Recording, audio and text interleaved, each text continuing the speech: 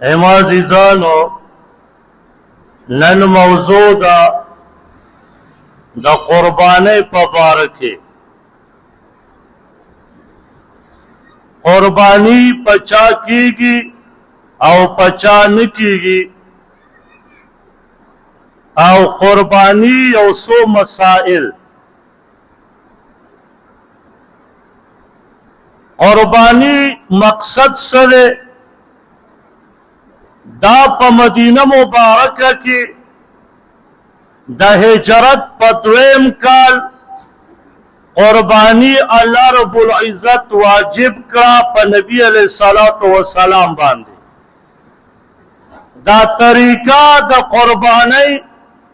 دا ابراہیم علیہ السلام دا وقتنا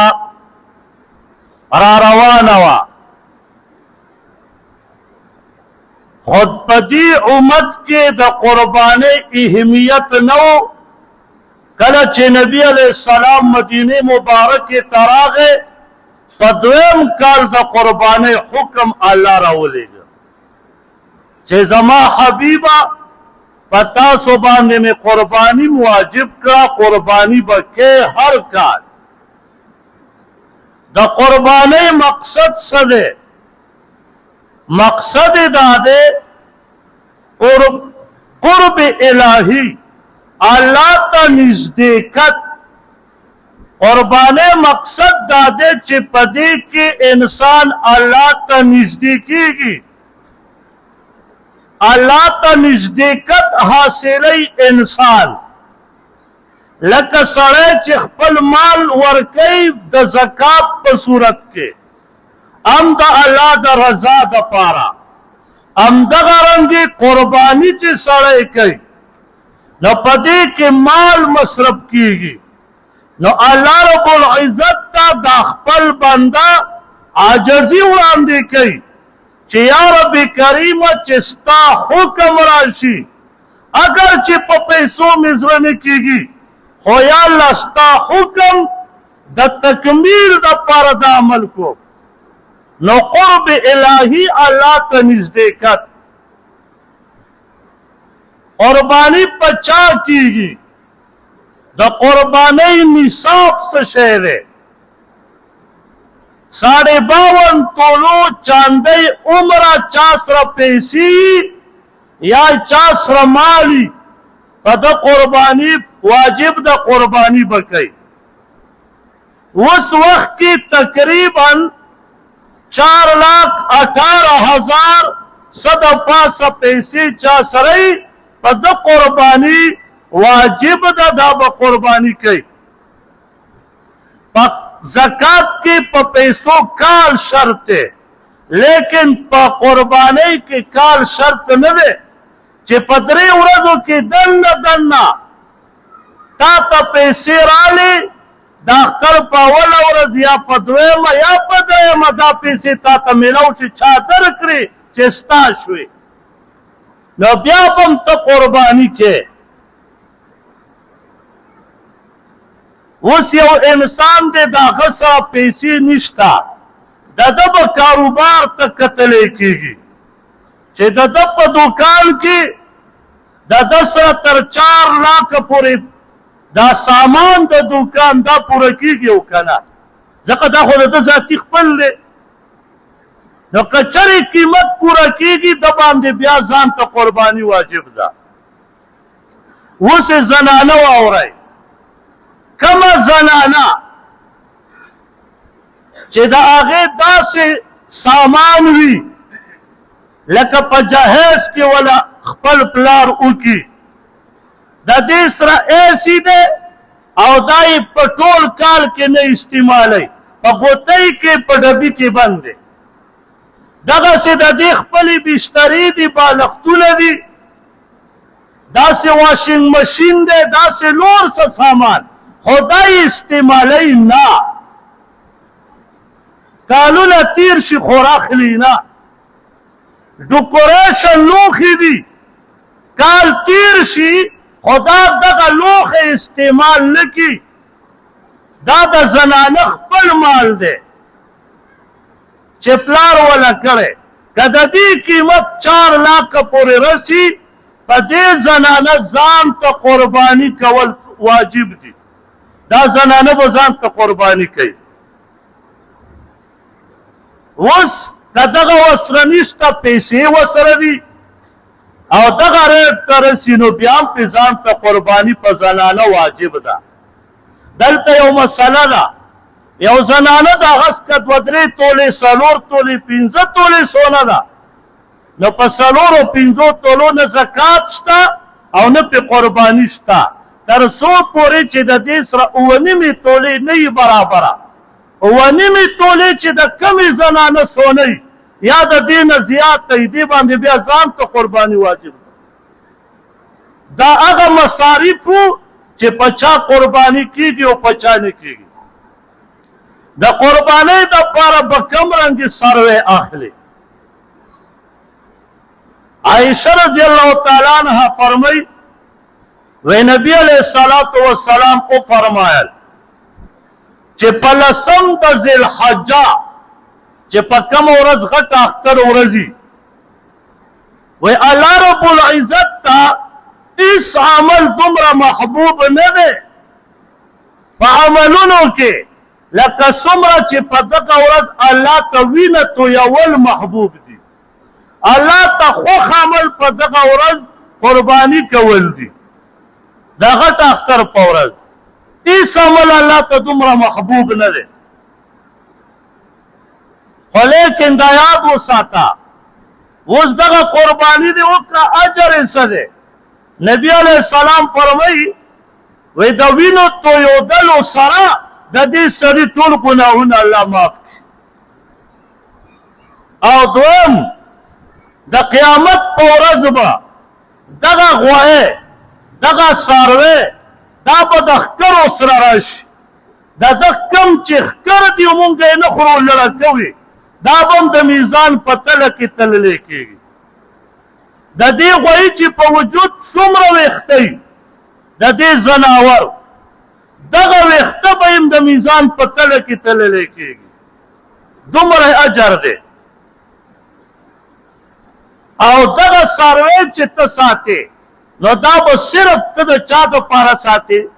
د الله دپاره مقصد به دې دا نه چې ته ووایې چې خلک وي هلکه پلانکي خان ډېر ښه غوایه راوستی دی که ته ډېر ښه مونځ وکړې نو ته به په دې نیت نه کې چې خلک ووایي چې هلکه دا پلانکی خو ډېر اوږده رکعتونه کوي نه ستا مقصد دا وي چې دا عبادت چاته کوم نو دا قرباني څاروی چې دی راوستی دا عبادت دی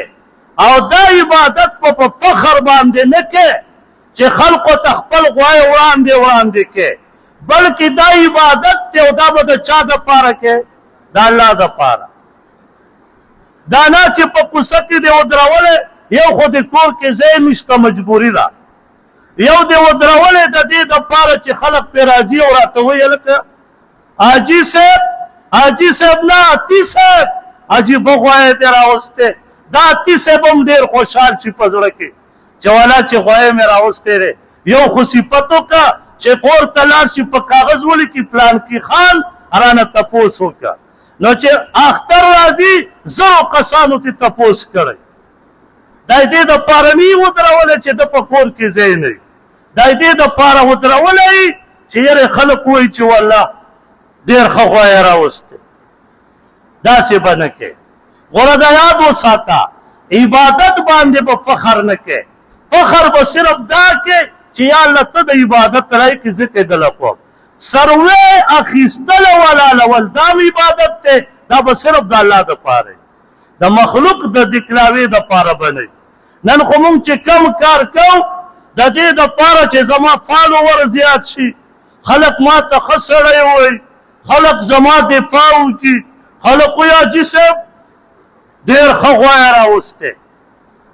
دا یاد وساتئ زمونږ اصل بنیادي وجه دا ده چې مونږ خار خورو په یو ټکي خورو زمونږ مقصد دا نه چې زما عوام دې په مسایلو پوه شي دا یاد وساتئ مونږ چې اول انسان راغواړو مونږ وایو هر څه پرېږده والله مخلوق هېڅ شی نه دی اول رب وپېژنه که ته ما پېژنې او که ما نه پېژنې که ته ماله کینې او که نه کینې که ته زما بیان اورې او که نه اورې ما په توپ ووله ملا په توپ ووله ورته وایي ملا صاحب ما ته رب وښایه چې زه رب وپېژنم موږ دین دې دپاره ګرځولی چې خلک ما وپېژني که دین مني او که نه مني نه نه نه نه ته به دا وایي تبلیغ والا دا وایي چې دا نه دی چله اوس به سټیج ته راځي پلانکی جامع المعقول والمنقول شیخ القرآن و دا به شروع صفتونه وکړي نه نه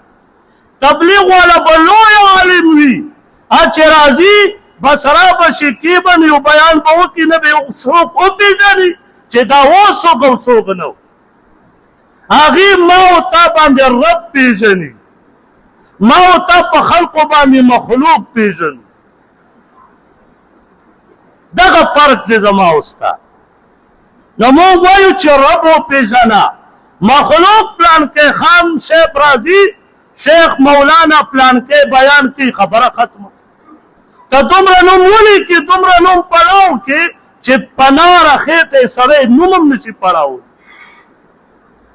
موږ وایو رب وپېژنه رب والله چې رب ډېر اوچت دی والله دا یاد وساته مسلمانه ما او تا چې صرف بندیګانان یو او غلامان یو صرف د رب یو والله د مخلوق په مخ کې نه زه د چا غلام یم نه د چا بنده یم صرف بنده د رب او صرف غلام د رب یم د مخلوق هېڅ نه یم د مخلوق دغه یم چې د چا به زوی یم د چا به رور یم او څوک به راته ملا وایي او د چا به استاد یم بس نو رب پېژندل پکار دي ای بنده رب وپېژنه په قربانۍ کې رب وپېژنه دا ووایه چې یا الله که دا څومره ګران غوایې زه راولم یا الله یا ذات ربه ستا غلام یم ځکه یې راولم ستا دپاره یې راولم د مخلوق د کلاوې دپاره نه زمونږ مشران دغه ترغیب موږ له راکوي او بله ورځ زمونږ لوی عالم شیخ ادریس شهید رحمه الله د دنیا نه لاړو ډېره لویه صدمه وه والله چې ما ته چا وټسپ وکړه او چې ما وکړه زما خبرې بندې شوې خو لیکن هغه ټیک ټاکر صاحبانو ته ویم چې قاتل معلوم نه دی ته وایې دا سقي جان مړ کړی دی ای مسلمانه لوی بهتان دی وتړه که چرې په مرګ هغه نه دی کړی ته یې پرې ورتړې د دې دپاره چې د شیخ صاحب رحمه الله د هغه په نوم او د هغه په تصویر لګولو ته پالو ورزیاتې دې دپاره چې بل کس وکنځم او زما شیخ صاحب رحمه الله د امریکې او د لندن نه وکنځلی شو ای ټیک ټاکره مسلمانه والله که ته په شیخ صاحب خفه یې ته صرف د خپل فالوور دپاره لګیا یې زما پلار چې مړ شي شیخ صاحب زما روحاني پلارو زمونږ استاسو د ټولو روحاني پلارو شیخ صاحب چې د چا پلار وفات شي نو خلک موبایل ته کیني چې ویډیو وکړم یو ناست دی پټکی والی بس چې شیخ صاحب خبر را رسېدلی چې شیخ صاحب شهید شو ګورې کې پټکی والی او ځان ته یې موبایل لګولی ها یخ شوی سقي جانه څنګه چلو شو مې دا طولانت او ستا په دې خوله والله چې دا ستا پلار مړ وی ته به موبایل ته نه وی ناست تا به تلاوت کړی وی شیخ صاحب پسې به دې بقلی وی دعا به دې کړی وی لعنتي ته صرف د دې دپاره کېناستې چې زما فالوور زیات شي او خرڅې تیل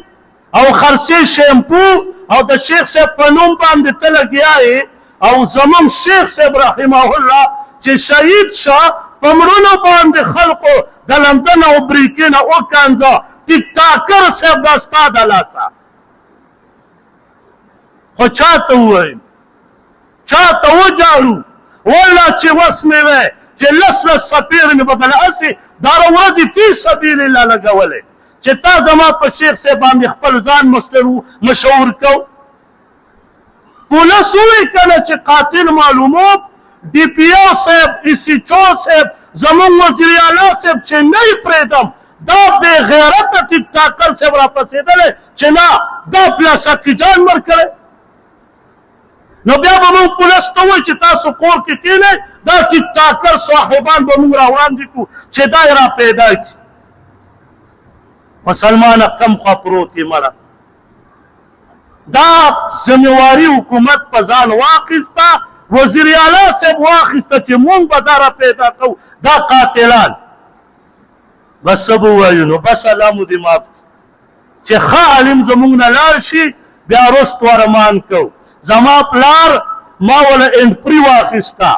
زما پلار نور علما اوري او که نه اوري زما بیانونه به یې نه اورېده خو شیخ ادریس صاحب بیان به نه پرېښود دا به یې اورېدو چې څه خبره به دې وکړو شیخ ادریس صاحب داسې ویلي ورته داسې وی والله دغه ټیکټران ما ته راونیسه او ورته ووایه چې ته به ما ته په قرآن طلاق واچې چې تا خپل پلار چېرته انټپري دې وله په دې نیت اخیستې وه چې د شیخ ادریس صاحب بیان واوري که صرف فالوور دپاره لګیا یې بس څه به ووایو مره به هسې ځان ستړی کړو نسپیده څه به ووایو چا ته ووایو نو برا ابن عازب رضی الله تعالی عنہ فرمای زه د شیخ ادریس صاحب رحمه الله زوی ته درخواست کوم او انشاءالله زما د بیان به ورورسي زه ورته دا درخواست کوم چې بیان وکړه چې کم کس زما د پلار په تصویر باندې د بل بېزتي کوي او بیا زما پلار تادګید کوي دا زمونږ د جمعیت نه او زمونږ د ډلې نه نه دی دا ذاتي ځان ته لګیا دی دا ستا د لاسه ټیک ټاکر صاحب دا ستا د لاسه برا ابن عازب رضی اللہ تعالیٰ عنہ فرمائی وی نبی علیہ السلام او فرمایل چې څلور قسمه زناورو باندې قرباني نه کیږي یو هغه زناور چې روند وي بس دا مه وایه چې دا روند څومره دی که د یوه سترګه دې ړندوي که دوه بس مه یاله دویم هغه زناور چې ګوډ وي په دم قرباني نه کیږي دریم هغه زناور چې بیماري په دم قرباني نه کیږي او څلورم هغه چې کمزوری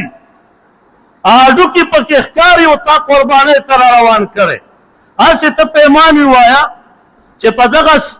کمزوری زناور دې اخیستی او ته پې سبا پورې سرات پې سوري او پې پورې کېږي پورې به پسې داسې سروی واله چې ته پې سور شي چې پورې دې کړي جنت ته دې بوځي د ځان نه نه وایم حدیث شریف کې راځي مفهوم مبارک کې داسې دی وایي دغه څاروي دا یو قسم سورلي به جوړه شي د انسان دپاره قیامت په ورځ نو داسې څاروی واله چې ښه چې وس دې نه وي چیلی واله و چې وس الله درکړی صد څاروی واله ګپ مه لګوه چې ګپ ولګې یارې جي بس خیر دی اسراف به نه کو د دین په کار کې چې کله شي اسراف به نه کو دا ټول کال دی چې اسراف وکړه هغه دله نه ښکاري دغه امبي به دی چې اچوله په څو اوس د میاشتې امبي خلک په څو کوي 3000 هغه اسراف دله نه ښکارېدو خو چې د الله حکم راغی اوس دله اسراف ښکاري نه نه ښه څاروی واله دا قرباني د چا دپاره کې د رب دپاره نو ښه څاروی واله ښه د الله په نوم باندې صدقه وکړه اوس یو څو مسایل هغه څاروی چې پیدایشي په هغه کې نقص وي پیدایشي نو په هغه څاروي باندې هم قرباني نه کېږي دویم هغه څاروی چې یو سړي واخیست او دا مړ شه یا چا ترې پټ که نو که دا سړی مالداره وي دا به بیا ځان ته بل څاروی اخلي که مړ شه خو لاړو اوس که چا ترې پټ که او بیا رستو پیدا شو د بل څاروی اخیستی دا بل هم راوست نو علما فرمایي چې دواړه څاروي دې حلال اوس غریب سړی دی هغه نه چا پټ که یا ته روک شه اوس دا به څه کوي 10 کروړې پیسې شته نه چې سروی پې والي نو په دې سړي باندې بیا قرباني نشته او نه ګناهګار دی او که سروی پیدا شو بس همدغه دی حلال کړي مونږ خلقو شی ورته کړی وی په مالداره نشته په غریب شته وهلکه هغه چې اوس الله پې نه دی ښودی او اوس که شته نه نو څه کې خپل ځان به خرڅوي نه په ده باندې بیا نشته بعضې ټایم کې خلک څاروی واخلي خو هغه نارینه نه وي هغه ښځه ذاتي او د هغې نه پی هغې کې اکثر کله کله پی وي یا ویښته پې ولاړ وي ګډوره یې واخلي او دا ویښته پې کټ کړي نو دغه پی دا به ته نه استعمالوې دغه ویښته به د دې نه استعمالوې دا به صدقه کې دا به په صدقه ورکړي چاله ورته ووایه لکه دا واله او دا مونږ د قربانۍ څاروی راوړی دی دا د هغې پی دي او دا ته اوس که دا دته جایز نه دي دغه رنګې د څاروي هډوکي چې تا وخوړه او هډوکي دې جمع که او خرڅ دې کړه دا هډوکي به پیسې به هم ته نه خورې نه به بچي له ورکې ځکه په تا باندې قرباني شوې ده نو ته به دغه پیسې هم صدقه کې دغسې څارمن د څاروي دا به ته ذاتي نه استعمالې غریب له ورکه بل له ورکه بل له خو ذاتي به ته نه استعمالې دې ځای کې یو اهم مسله بله ده هغه دا علي رضی الله تعالی عنه فرمایي وی نبی علیه الصلاة والسلام مونږ ته وفرمایل چې کله تاسو قصاب راولئ نو قصاب ته خپله مزدوري ورکئ دا نه چې یا سرمن وله ورکړي او یا وله غوښه ورکړي دا به نه کوې نبی علیه السلام دا منې کړې ده نو قصاب ته به پیسې مزدوري ورکړه نور څه به نه ورکړي اکثر خلک ګیلې کوي چې قصاب راولي قصاب وله قرباني وکړي نو قصاب به وله خپله ووایي چېرې د املا غوښه زما دا چامپونه ترې جوړوي که څه جوړوي داسې اوس د دې سړي قرباني مه خرابوه ستا خوښ یم که خپل کور کې د وی کا خو ته دې خپله سماله و چې کم سړی قصاب راولي اول نه ورسره خبره کوه چې وروره که مې خوښه غوښه به درکړم که مې نه یم زره هم دله نه درکوم بس ستا مزدوري ده 10,000 15,000 اخلې واخله خو غوښې کې به دې کار نه وي مخکې دغسې چا قصاب راوستی بیا ماله وي دغسې ما یې ښی درسره کړي ما دا مسله خو ما بیان کړې وه که نه چې اول نه ورسره خبره کوه ما ورته په څه پوهېږو چې په څاروي کې اصل غوښه کم ځای کې قصاب خو د لرې نه پېژني چې دا اصل غوښه ده نو داسې به نه کوې چې ته یې ورکړې بله ده آیا چې سړی د چا نه قرض واخلي او وایي یعنې زه قرباني کوم نو که څوک دغسې کوي جایز ده خو شته پې نه بس یو نفلي عمل یې وکړه څه خبره پکې نشته خو لیکن که نه یې کوي نو ښه خبره ده ځکه چې اوس پې شته نه هسې نه چې خپې وغځئ او قرض یې بچو ته پاتې شي نو چې در باندې نشته مه یې کوه او که یو سړی درته وایي لکه ستا دپاره زه کومه بس غوښه هم در کومه یا نه یې در کوم ستا دپاره یې زه کوم بس و دې کې هېڅ خبره نشته په زنانو باندې هم قرباني شته چې کله د دې سره 4,18,000 روپو پورې پیسې وي یا 7.5 تولې سونی یا داسې لوښي و سامان وي چې دا نه استعمالي په هغې باندې هم قرباني شته یو مسله ښه ده دا ډېر عام ده په معاشره کې د پنجاب طرف ته یو عالم وفات شوی دی څه موده مخکې سید احمد ملتانی صاحب د هغه په باره کې خلک وایي چې جي د ده د قبر نه د سپو اوازونه راوته آیا دا حقیقت دی که هسې ګپ دی نو دا یاد وساتئ داسې ګپ دی نبي علیه السلام صراحتا فرمایي صحابو ته که ماله یره نه وی نو ما به تاسو ته د دې قبر عذاب ښودلی وی خو زه یریږم په دې چې تاسو به مړي خښول بیا پرېږدئ چې دا خبره څوک کوي چې نه مونږ خپل اوازونه اورېدلي نو نبي علیه السلام فرمایي د انسانانو د پیریانو نه علاوه د قبر اوازونه دا زناور اوري نو بیا دغه سړی انسان او پیری نه دی، دا ځناور دی. نو دا یې ځکه اوري. الله پاک د قبر عذاب پټ ساتلی دی. او چې دا څوک وایي چې شپې داسې درزا خېږي، دا هم غول خوري، دروغ وایي. هېڅ حقیقت د دې نشته. بعضې خلک یو خبره کوي. لاهوري صاحب رحمه الله لوی شخصیت تیر شوی او لوی بزرګ و. کله چې ته دروغ تړې نو په غټ سړي په دروغ ورړې نو خلک به دې بیا مني. اوس که ته ما یاد کړې نو خلک یې ماسې په زول لګې. او چې کله زه اوس غټ سړی یاد کړم چې لاهوري صاحب فرمایي، خلک وایي چې ولا چې رښتیا دی. لاهوري صاحب پاسې چا دا قصه تړلې ده، وایي چا ورته عرض وکړو چې جي د علامه اقبال رحمت الله علیه دې قبر ته ته متوجه شه چې په تا عذاب دی او که خوشحالي ده. توجه یې وله وکړه چې ورته وایي فرمایل چې ډېر خوشحاله دی. چې بیا ورته چا وویل چې جي دا قاضي اعظم صاحب ته زمونږ د پاکستان باني وایي دله توجه وکړه، غوله د راور نه په یو سیکم کې بیا کراچۍ ته رسېدلی. وایي دله یې توجه وکړه، وایي چې وایي چې ډېر سخت عذاب کې دی.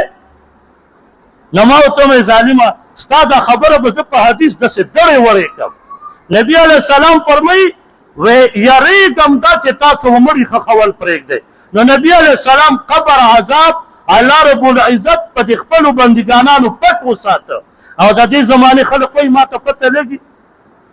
څوک به وایي د پیر صاحب پټکی په سر کړو او چې داسې وکته ډېرې ته په ټولو قبرونو کې عذاب و. نو وایي په دې قبرونو کې یو مسلمان هم نه و. تېرې ولد تاسې سوچه دروغ وایي که نه چې د پاسه پې بس لکه سوچه غوړي پې د پاسه اچولي. نو دا یاد وساتئ قرآن او حدیث چې کومه خبره څوک کوي په دې قرآن او حدیث یې وتړه. که صحیح وه وایي منه، که نه وه صحیح بهر یې غذار کا. ورته ویره دا خبرې مبرې دې نه منم. او زمونږ په غټو بزرګانو علماو پسې د ځان نه دروغ مه تړئ. هغه غریب خبر هم نه دی. نو ما ورته مې کم کتاب کې لیکلي. نو بیا یې خوله چینګه نیولې وه. یو بله مسله وایي چې کله جومات ته راشي وایي ږیره به او سر به نه ږمنځې. وایي په جومات کې چې تا نه ویښته پرېوځي که نه دا داسې ده لکه مرداره دې غذار کړه. نو چې زه ورته یم چې په کم کتاب کې لیکلي او په کم ځای کې راغلي. نو بیا خو ورسه جواب نه وي. نو وایي بیا خلک وایي نو خلک خو ډېر څه وایي. دا نشته. آداب دا دي چې په جومات کې ږیره او سر ږمنځ نه شي. اوس که یو سړی ږمنځوي نو نه پې کافر کېږي او نه دا خبره صحیح ده چې خلک وایي چې په جومات کې لکه مرتاره غذار. خلقو نه په قرآن شریف کې د ږیرې ویښته پرېوځي. زما هلکان نوجوان او چې سجدې ته هم ځي دا زلفانو ته داسې کې ویښ قرآن شریفونه یې ډک کړه د ویښتو نه. جوماتونه یې ډک کړي شپه ورځ لکه یم کله سپین ډکې وچتو او کله تور وچتو. نو دا نشته په اسلام کې. الله دې موږ او تاسو ته د اسلام صحیح حقیقت راکړي او دغه د قربانۍ مسایلو انشاءالله که آینده جمعه بیا ژوندو د ابراهیم علیه السلام واقعات به شروع کړو چې څومره قربانۍ کړي دي. ذلک الحمدلله رب العالمین.